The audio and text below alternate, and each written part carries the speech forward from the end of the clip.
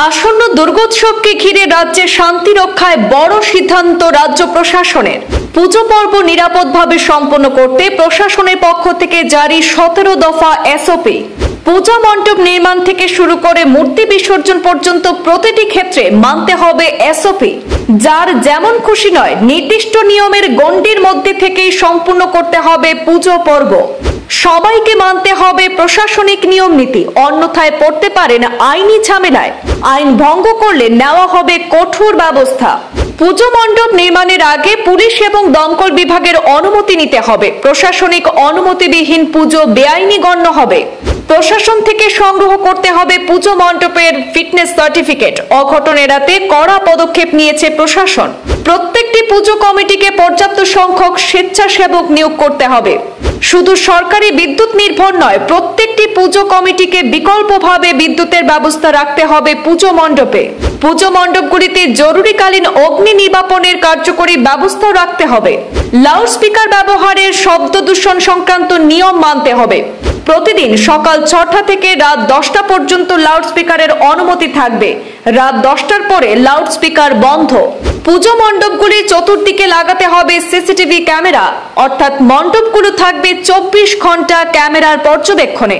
প্রত্যেকটি পুজো কমিটিকে নিকটবর্তী থানায় নিযুক্ত স্বেচ্ছাসেবকদের তালিকা দিতে হবে।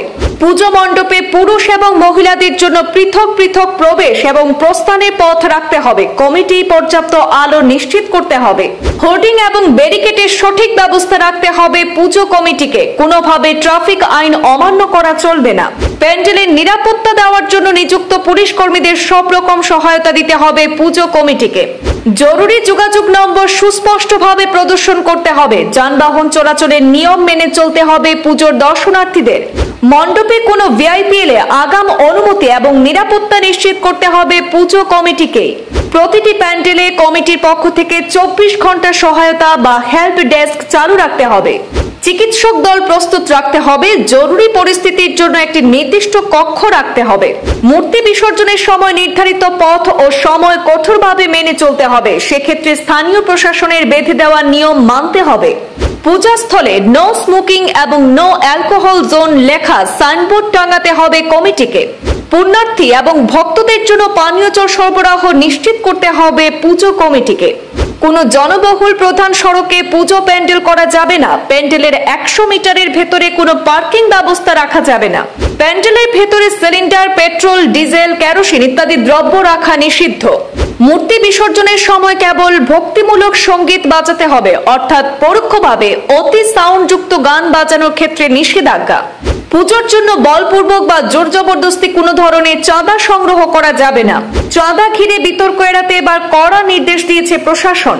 চাঁদা সংগ্রহের নামে কোনো ধরনের হেনস্থা বরদাস্ত করবে না প্রশাসন।